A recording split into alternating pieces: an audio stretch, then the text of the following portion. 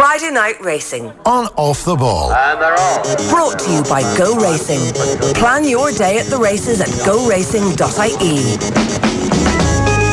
Alright, you're very welcome along to Friday Night Racing. Johnny Ward is with us as ever, and wherever in the world you're watching us and you're joining us, you're very welcome along. If you're streaming this live at 3 o'clock on a Friday afternoon on all our social channels, then well done. Thanks very much for being with us. And if you've got any comments for us, you can hit us up now. We're on whatever stream you're watching it, or if you're listening to us live on the radio this evening at 8 o'clock on Newstalk, then you're also very welcome, and you can text the show on 53106. Derby weekend, Johnny. It's a special weekend. Yeah, special weekend, particularly special this year because the Curragh looks so great after the redevelopment, and it'll be interesting to hear what Chris says on this, what it's like riding there. But I would hope that the crowd comes out in force on Saturday. They're on one angle, they're like absolutely gypped with the fact that Kildare are playing a big game, the championship. On the other angle, weather matters probably a lot more, and the weather has been amazing the last few days. Like, the capacity of Newbridge helps a lot in that. Capacity is unbelievably low, so yeah, it helps that that ground is such a ramshackle disaster. Yeah, whereas actually, you know, if you're bringing the kids to a sports event, it's much harder to get tickets for the Tyrone game than it is to get tickets for the Curragh. Yeah, it's a far less friendly experience. Like the new Curragh is sensational. It really is, and you know, obviously I think the Curragh's success in terms of the future will be dependent on how it fosters links with the locality that maybe were slightly lost. But the part that people shouldn't forget is that it wasn't a racetrack really fit for purpose anymore in this day and age. And if you haven't been to the Curragh since it was redeveloped, go along for the Derby tomorrow. Even go along today if you're listening to us earlier. And the Friday, fantastic race meet again. And don't forget, we're watching, you know, all the protagonists in the Derby are all running again in the Irish Derby. You know, we have the best, we have them running at the Curragh, a very fair racetrack. We had fantastic racing here yesterday, and you know, the facilities are really have to be seen to be believed. Okay, we'll talk to us a little bit about the actual race itself. What's going to happen?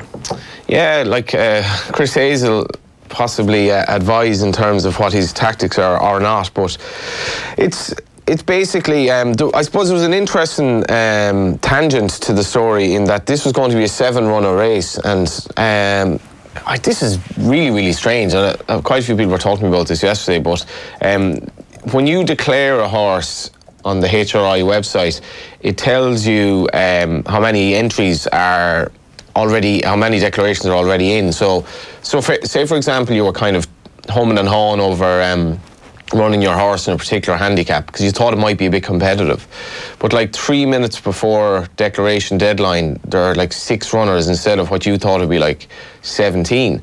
So you're saying to yourself, well, like, it's going to be a small field here. So it's cool that you kind of know how many. Now it's a bit like having that bet with the tote on the off where the price looks huge and then everyone piles in and then the price collapses. So like you'll get a load of these late entries and all of a sudden it changes. But anyway, there were going to be 7 declared for the Irish Derby, and purportedly anyway, John Magner told Aidan O'Brien, he's like, oh, that's not great for punters each way. Let's declare a long shot to bring it up to 8, and we've 3 8-way places. And that apparently was the situation in the fact that they declared a horse rated 87, Il Paradiso, and as such we have 8 runners and 3 each-way places. So it was a strange one. It wasn't something you'd hear very often where John Magner was worried about each-way punters. Yeah, but I think in fairness, everybody wants the industry to survive and thrive, right? It's an unusual industry in that everybody has an interest in it succeeding and understands that for that to happen, you need crossover appeal.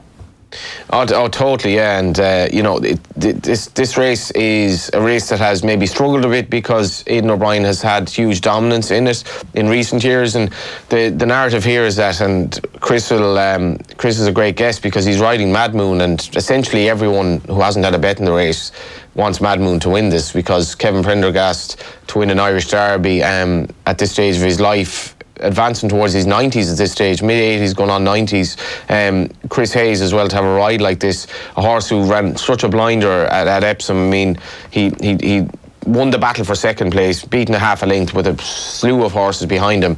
But, you know, Aidan O'Brien's kind of legacy isn't really going to be affected by whether he wins one more Irish Derby or not. Kevin Prendergast most certainly will. Yeah. What is it about Kevin Prendergast that is allowing him to compete at this level at this stage of his career? Probably giving up cigarettes when he was 50, being honest. Do you know, he was, every time I think of on his deathbed and all that, I think of Del Boy trying to convince Rodney that, everything is as it is because our mother said this on her deathbed, and that's why we're living the life we are. But Kevin, I remember him telling me how his dad, Darky, the legendary trainer, told him before he died that you better give up the cigarettes, and he was probably a chain smoker at that time. So I think we can safely say if Kevin hadn't taken his advice, I'm not sure he'd be training the second favourite for the Irish Derby at 86 years of age, 87 this month, I think. So he's gets up early in the morning, loves the spot of fishing, loves outdoor life, still loves a couple of pints, but give up the cigarettes. And I think probably if you're out there listening now, look at Kevin Prendergast in terms of... It's never too late. It's never too late. And it is genuinely never too late, because you can stop the damage, or at least limit it. And what a story it is, where do you have a sportsman competing? I had a photo online of John Kiley riding out the other day. John Kiley riding these proper big jumping horses in his early 80s, riding out. Now, I don't think Kevin's riding out, but he could maybe do a flying dismount off Madmoon if he wins the Derby, I just want to tell you about this before we get into talking to Chris Hayes. We're going to have ownership. This is off the ball. We're going to have ownership of a horse. We're taking the plunge temporarily. It's running in Leopardstown on Thursday, the 11th of July, which is the evening meeting. So it's about a week and a half away. We're going to go out and do our stable visit next week to Aidan McGuinness. So the horse's name is Ozzy Valentine, and he's currently owned in partnership by Gary Devlin and Joseph McCrory. So thanks to the lads for letting us take him for a day. They get to keep the prize money though, so it's all right. There's no Rocket Gibraltar situation here. We're going to be filming next week, and we're going to go and see the actual race itself. So we'll bring you the report of that on the 12th, which is obviously the day after. But we do need some help in coming up with a syndicate name. We need a syndicate name. So if anybody has any good ideas, because we've got no good ideas. Syndicate names should be good, right? Shouldn't they? This is do we get a chance to hoof the ball? Yeah, I think Off the Wall office has proven itself fairly adept at these situations. Bad puns. Coming up with bad puns, yeah. Well, like off the wall, off the brawl. Yeah. Off the brawl, off the bridle. I think you'll come up with something. Off the bridle is a sore point. It's been banned from the office, apparently. Has it? Yeah. Why? Don't know, it's just... If we were to have a second racing show on this new 24/7 Off the Ball, it wouldn't be a bad name, I would have thought. Off the bridle? Bridle, yeah. You're lobbying for Off the Bridle. Am I? Are you? That's what it is. Maybe I am. I'm lobbying for Off the Bridle. I think it'd be a good show, but I wanted to call it My Lovely Horse. Yeah. It's it works, but it's very obvious. Maybe it's not obvious anymore. Maybe there's a generation of people who don't have a clue what My Lovely Horse is. Well, yeah, we're not among that generation, which is quite scary, I suppose. But no, I mean, I think in terms of syndicate name, it's a good idea though. Like, and Ada was. How do you think we're in the same generation there, Johnny? It's nice of you to butter me up like that on a Friday. Yeah, I'm probably closer to your generation than people who don't remember Father Ted. Yes, you are. Yes, you are. You're stuck with us. It's a good man to get involved though, Aidan McGuinness. Obviously, we had him on the show, and I think the fact as well he's based in Dublin, so he's a trainer that if you ever got involved with, you can like Damon English can go up and see your horse or whatever. I was talking to a guy yesterday he said his daughter has gone really, really mad into horses, and she's I think 9 or 10, and he lives in the sort of Balbriggan area. So I was like, well, sooner or later now you'll be ringing Damien English and saying would you mind if she rode out or whatever, and who knows what might happen. Come here, Sabrasi won again, I think, after you let him go. Is that right? Yeah, that's got a correct. one-word WhatsApp from Kevin Caban going, Sabras. And I was like, I didn't even check. I assume it was a winner. Yeah, I did a piece on the beauty of claimers last Friday, a piece to 42.ie, whatever, but the beauty of claimers is also the horrible nature of claimers in that you can let a horse go and then he just wins the following week. Won about 7 grand. And you sort of say you can always say these things before anything actually happens, because you can be like, the best of luck to the new owners. I wish them all the best. But then not obviously, that much luck. didn't actually mean win a race 4 days later. Had you entered him in that race? Was it already on the? No, he had to be entered the following morning. Right. So it was actually Noel Kelly, the trainer. First of all, he should be lauded for claiming the horse. I don't think anyone else put in a claim, so like he was the only one thinking this was worthwhile.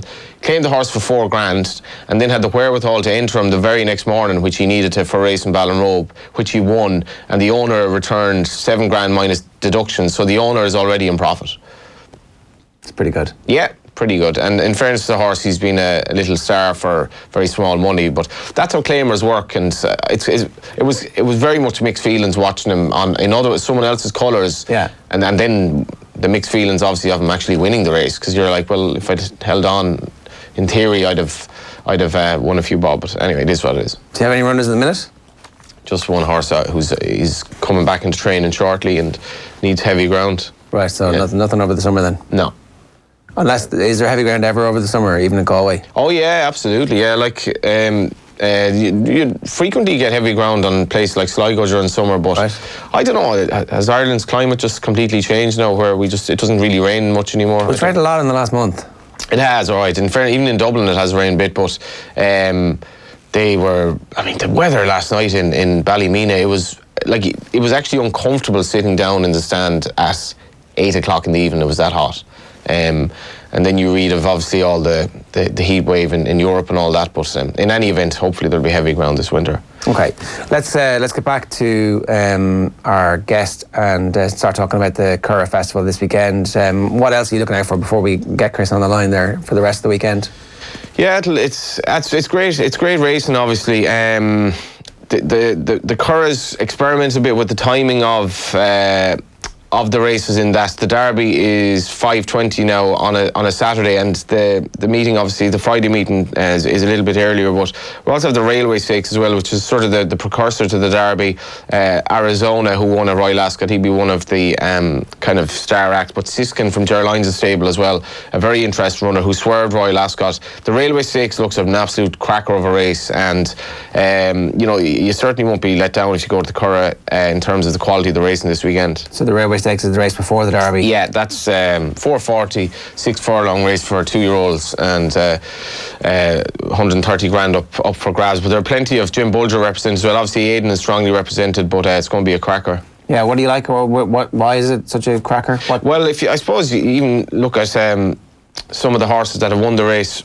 Master Craftsman, I think I was there when he won at George Washington going back in the day. Antonius Pius, Rocket Gibraltar that you mentioned, some proper good horses, and it'll be another cracking race. It's a sprint, 6 furlongs. Yeah, you're looking at these 2-year-olds who are going to be, probable stars of the future. And if you're listening to this at 3 o'clock on Friday, I'm really looking forward to seeing Albina run for Jessica Harrington in the 4:15 today, the early stud stakes. She looks a very, very promising filly, but it's just proper racing over the 3 days, really, Ger. Was Arizona the horse that Aidan O'Brien told us about when he was on with us? Or was it American Pharaoh? That was actually the American Pharaoh horse, so I don't know if Arizona came up, but he did the job nicely at Royal Ascot. He's having won easily at the Curragh, and will enjoy coming back to the Curragh if declared. Was it Monarch of Egypt? But that was Monarch of Egypt, yeah. Okay, so he likes Monarch of Egypt, but I don't see prices in this race yet. Yeah, we're just waiting on declarations as we speak. So the field will probably whittle a bit, but it'll be interesting to see what he declares. And has Monarch of Egypt lived up to the expectation? It's very early days with him, so I'm not sure if he's going to declare him here as well. But in fairness, he wasn't wrong. He did the job very nicely. These horses, so this is over 6 furlongs. We're talking still about the Railway Stakes. Because they're 6 furlongs of 2-year-olds, does that mean do any of them end up being horses that run a mile and a mile and a bit? Yeah, is that the plan for all of them? Yeah, I suppose your average 6 furlong 2-year-old at this stage would probably get a mile. The 1.5 mile horses, you'd imagine that it might be a struggle for them, but there aren't that many sort of good races open to, like 7 furlongs is as far as you'd go as a 2-year-old at this stage of the season. They do open races over a mile and a little bit further later on. There's even a 1.2 mile race in Newmarket later in the campaign. But is that just because they're not ready for it? Yeah, they're not ready for it, and they stay better with age as well. And obviously as they get bigger and they get stronger, like they are babies as 2-year-olds. You wouldn't run a 2-year-old against a 4-year-old, for example. It'd be like run an under-16 kind of against a senior. So it doesn't really happen, but these horses most of them will definitely get a mile. And you never hear of 2-year-olds running bumpers really in National Hunt, do you? No, bumpers would be in Ireland. They're all 4-year-old and up. And so what happens if you've got a National Hunt horse between the ages of 2 and 4? You're just sitting there waiting for a training at home. Yeah, obviously some of them come off the flat, but they'd just be far too slow to do anything, and you just they call them store horses. Just wait for them to run as a 4-year-old basically. Right. In a bumper, yeah, and they wouldn't have the speed for this, or they shouldn't have anyway. Okay, and so then you do hear some horses who don't make it as flat horses who end up on the National Hunt later on. Often they're just too big, but generally you'd know by your pedigree where you're going to go anyway. When they're too big? Well, you know from the day that the horse is born on pedigree what it should be like, and most of the time it is. Obviously sometimes then the horse is like a little bit slower to come to hand and just simply slower, so he might have a flat pedigree, but you're like, well, we'll wait for bumpers with him. Okay. All right, we're just having some trouble getting Chris on the line there, so we may as well go back and talk about the rest of the Derby field and see exactly what is going to be putting it up to them. So we talked a little bit about what the expectation for the type of race this might be. Is there a guaranteed pacemaker in a race like this, or yeah, because like you sort of think now Il Paradiso going in rated at 87, as I said, he's certainly not going to be winning the race. There was an interesting kind of change in Coolmore's sort of strategy in races a few years ago, where they figured that they'd run sort of no-hopers in races, and they'd make the pace. Aidan O'Brien's big thing is that, you know, races are run at a reasonable or even pace, that it cuts out excuses, and that's why I believe one of the reasons that when it was being redeveloped, the Derby stayed at Curragh was, I think people were cognizant of the fact that the Curragh is an extremely fair track, and it's rare enough that you've looking running problems, and that's not the case at Leopardstown. Leopardstown is tighter, and you can get lost coming into the straight. Epsom is a crazy track, so like, the irony being that like the most important race of the year is run on one of the zaniest tracks going is kind of completely inconsistent with the Curragh, which is a fair track. So the best horse normally wins. So Aidan O'Brien's other thing is get an even gallop. I'd imagine Il Paradiso will go out in front. You know, if you looked at the race at Epsom, Anthony Van Dyke, I remember we were actually here on the day. Anthony Van Dyke sort of came up, he came up the rail, and he kind of had his own path in the race, and then you had this bunch of horses in the middle, including Madmoon, obviously, and Broome, who were basically just split by a nostril at the line, and then you had Norway in behind, who's going to be running again. Rakan is quite interesting for Dermot Weld. He won at Leopardstown in a small field last time, won very readily, and he's a little bit from the left field in that he didn't go down the Derby sort of trials route. He was behind Broome earlier in the season, but he's by Sea the Stars, so when he stepped up to 1.5 miles, it certainly suited him at Leopardstown last time. He's quite interesting. I could see him running a reasonable race. Just as a matter of interest, why wouldn't you, if you had a horse that's like reasonable and can stay the course, why wouldn't you declare for the Derby? Well, you see, like, so there's prize money back to 15 grand for coming 8th, which is exactly what it costs to run in the race as 1% of the 1.5 million prize money.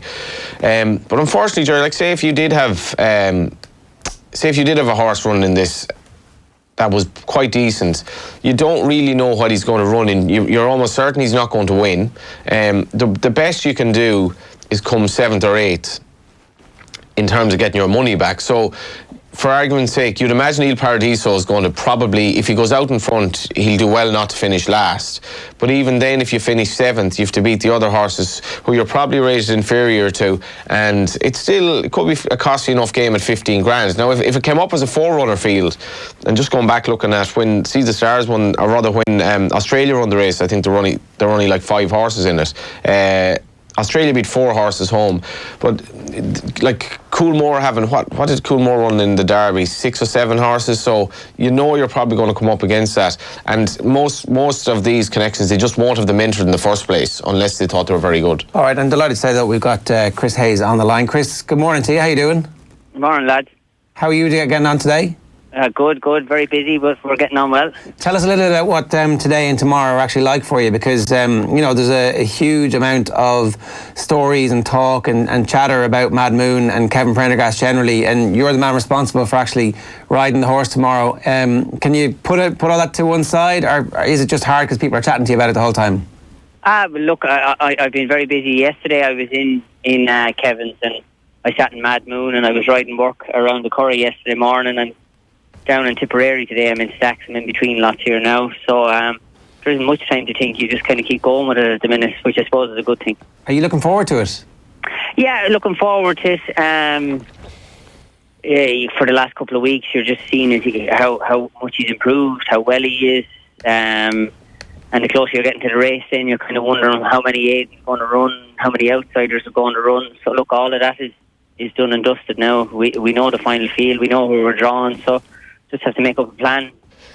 I'm very interested in that, Chris, because making up a plan in this race, the way Epsom worked out, if that race is run again, do you do the exact same thing? Do the Ballydoyle lads do the exact same thing, or would they have maybe done things differently, or is it a race you think actually was a fair result and maybe the Curragh will suit differently, or what's your visualisation of what might happen? Well, look, you don't need me to tell you Aidan O'Brien is a genius and a master tactician, so he could have any sort of plan laid out for tomorrow. But as regards myself, initially I went with plan A, was to jump and sit in the middle of him at Epsom, and he just cantering down. He just got a little bit fresh in my hands, cantering around Tottenham Corner up to the mile and a quarter start. So I just said to myself, I better do right by the horse and ride him cold. In my opinion, he was the fastest horse in the race, so I was going to ride him accordingly then. He got into a lovely rhythm. I couldn't have been happier until the little stumble, and it just forced my momentum a little bit. He got a little bit lit up and got going sooner than I wanted to. But look, hopefully, it's a far stiffer test. It's a far more galloping track than Epsom, so he should be fine on the home turf. As well as that, you're riding a horse that you're obviously not guaranteed to get home. The attitude he showed to finish second, considering the madness of Epsom and the track and all that, and coming from the Guineas, it must give you a confidence in terms of him getting into a battle anyway.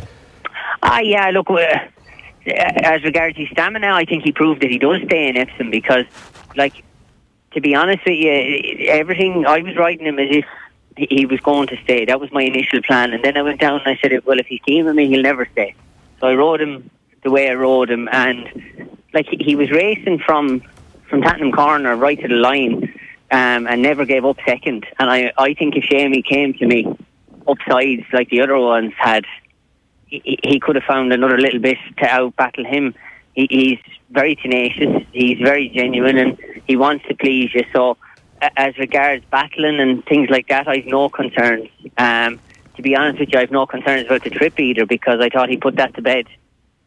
In Epsom. So look, I'm going in full of confidence. It's just we need a little bit of luck on the day, that's all. We spoke about it here before you came on, about Aidan Declare and Il Paradiso, essentially to make it a three-place race. But is the expectation that the likes of Il Paradiso will go off hard and fun because he is a long shot, and you'll kind of be playing a bit of cat and mouse in behind?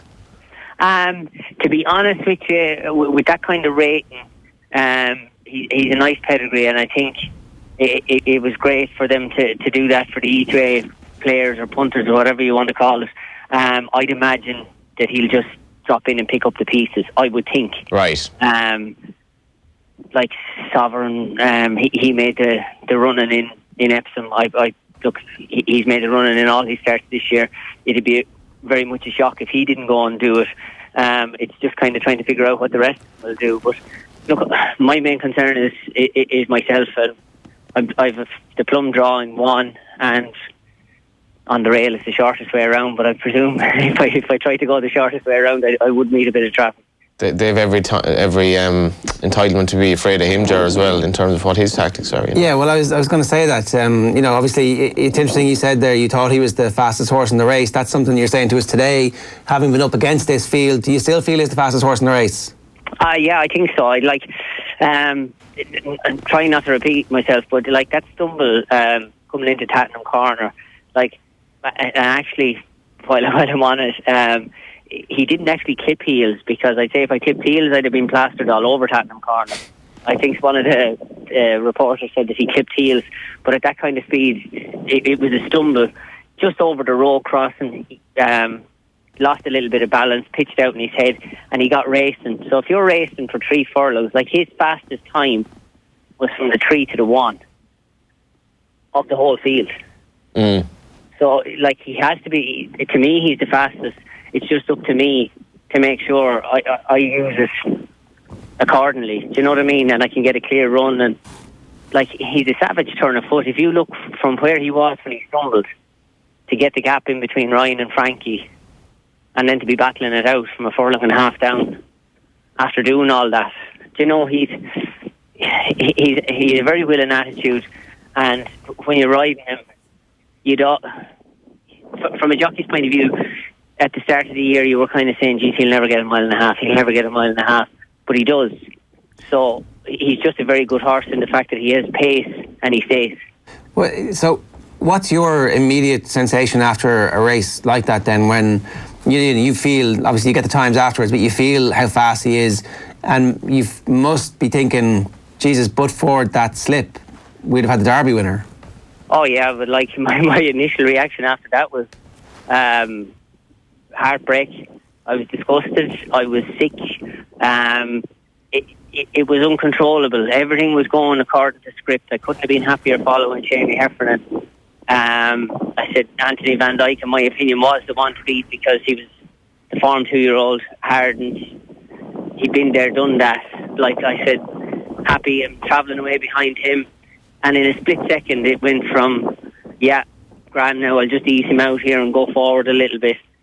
Then he pitched, and all of a sudden I'm racing. And as soon as you hit the line, you're always, I can't really say on air what my exact words were, but you're heartbroken. But look, if we can rectify it on Saturday, hopefully it'll mend the heart anyway. It seems like it's such a random occurrence. You talk about the controllables, that's like an uncontrollable. Do you know what caused the stumble, or even like... It's just how mad the track is really, Chris, is it? Yeah, look, it's a very demanding track. Like, I done a lot of homework on it before I obviously rode in it, and I was thankful that I got a ride from Mr. Well in the Oaks the day before. I'd spoken to Mick Canan and Pat Mullen and watched numerous videos, but I watched something on Aidan and Joseph on how special and unique the Derby was. And like they said, it demands everything from the horse. Like, everything has to go right mentally. They have to have the right temperament. They have to have the right balance. And just everything didn't go right for us. 9 out of the 10 things went right. And just there's actually a foot crossing where they'll walk from one side of the track to the other just before Tattenham corner, and he just lost his balance at the far side of that. Now, whether he didn't see it until I eased him out and he pitched out over it, or, you know, like, they're the things that were playing in my mind. If I had stayed behind Shamie going into the bend and then eased him out, would it have made a difference? I'll never know, because I had eased him out.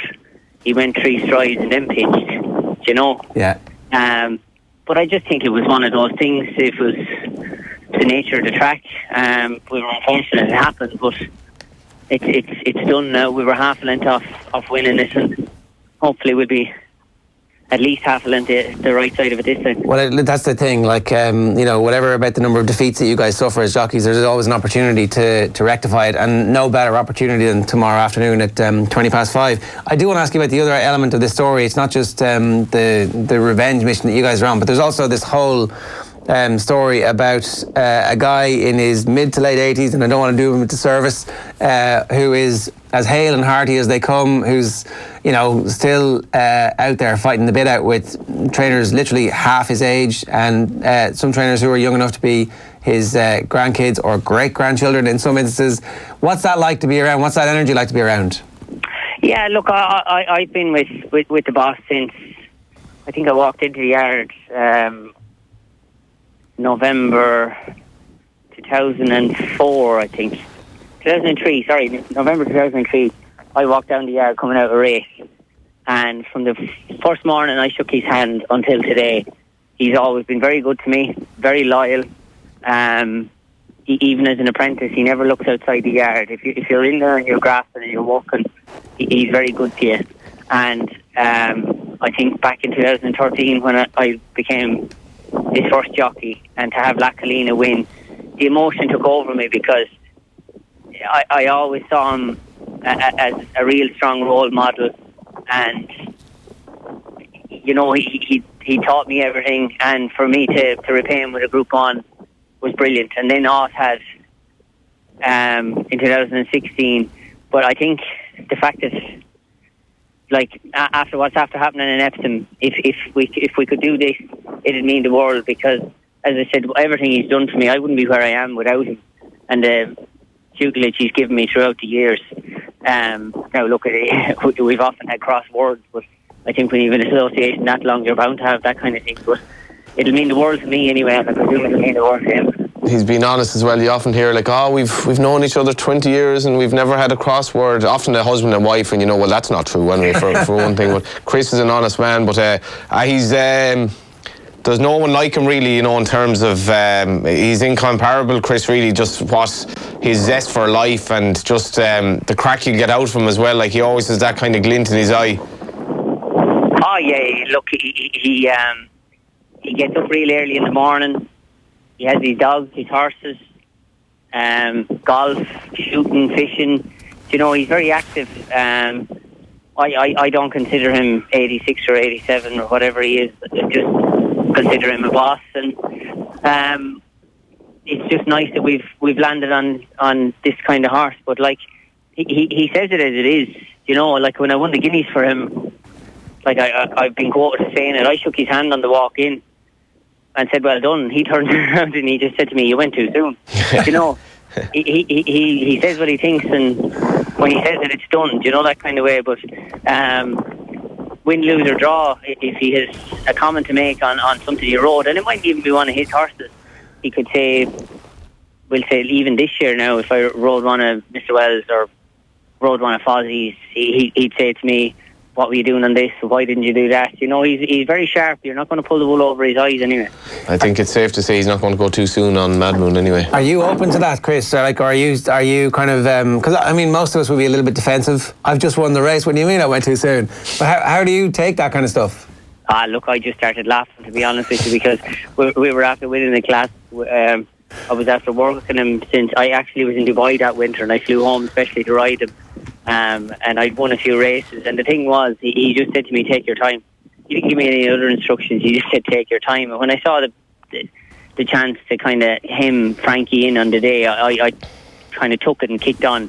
Now, it was sooner than ideal, but like I won a couple of lengths and I was never in any doubt, but I just laughed it off. And he said it to me once or twice since, "You went too soon, you went too soon." But it was laughing afterwards. But he just let you know, because he's always trying to get you to ride the perfect race, you know. And win, lose or draw tomorrow, if I make a mistake, he will pull me up on it. Now, I could win 10 lengths and he'd still pull me up on it. You know what I mean? I guess the concern if you back Madmoon is that you can't quantify what Galileo horses trained by Aidan could do in terms of improvement from one race to the next. So I suppose he'd nearly have to have improved from Epsom. But do you think is he at least in the same form as he was? I think he has improved. I definitely think he has improved. It's the clearest run we've got with him as well. As regards preparation, has gone to the letter. I think I'm definitely couldn't be happier with him. The boss couldn't be happier with him. Just everything has gone as you'd wanted or as you'd have hoped for it. He's bucking and squealing. You know, there's loads of life in him. And I think he'd have to be open to the improvement, because I know he ran a mile and a half. He was never in the race. Yeah. You know? So the first time he got into a real battle, and I think he thrived off it. So I think we could see, you'll definitely see a better version of him anyway tomorrow. You can't overstate it as well. You know, a horse that's been trained all his life to run over a mile or 7 furlongs or whatever, and then the first stab at a mile and a half is in the Epsom Derby. Like, he's almost nearly a blank canvas at a mile and a half.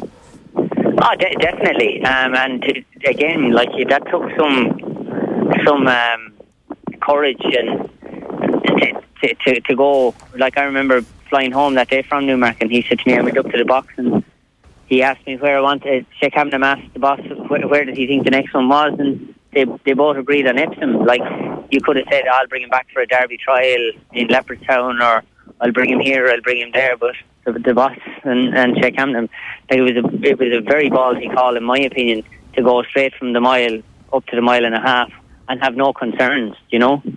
Yeah, for sure. Chris, best of luck. It was a big ballsy call doing that, and it's a big ballsy call tomorrow to get him ready for it.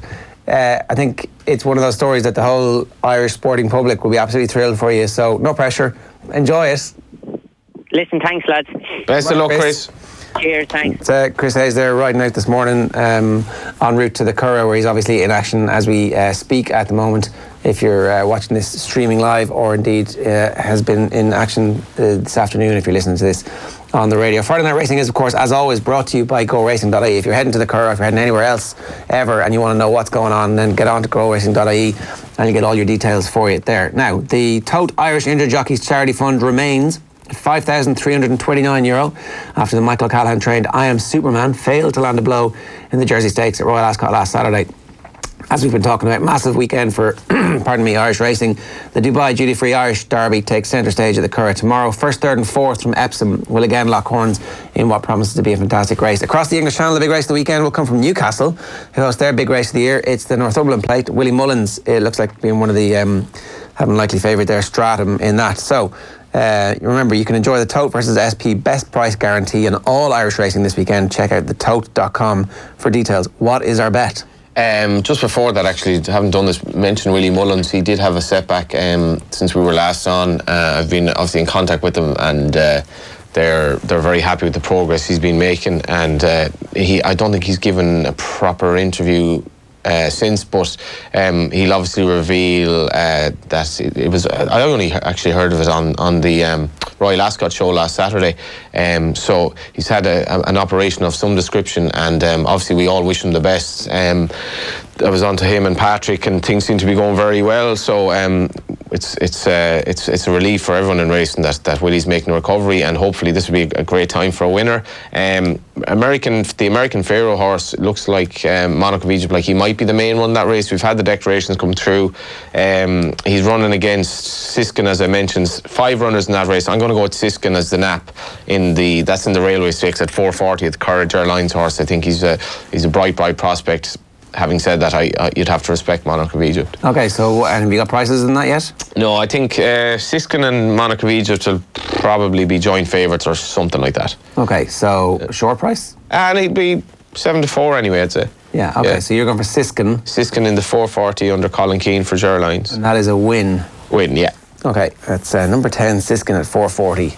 The Curragh. Great to see the positivity of yeah, it's great, isn't it? Yeah. Kevin is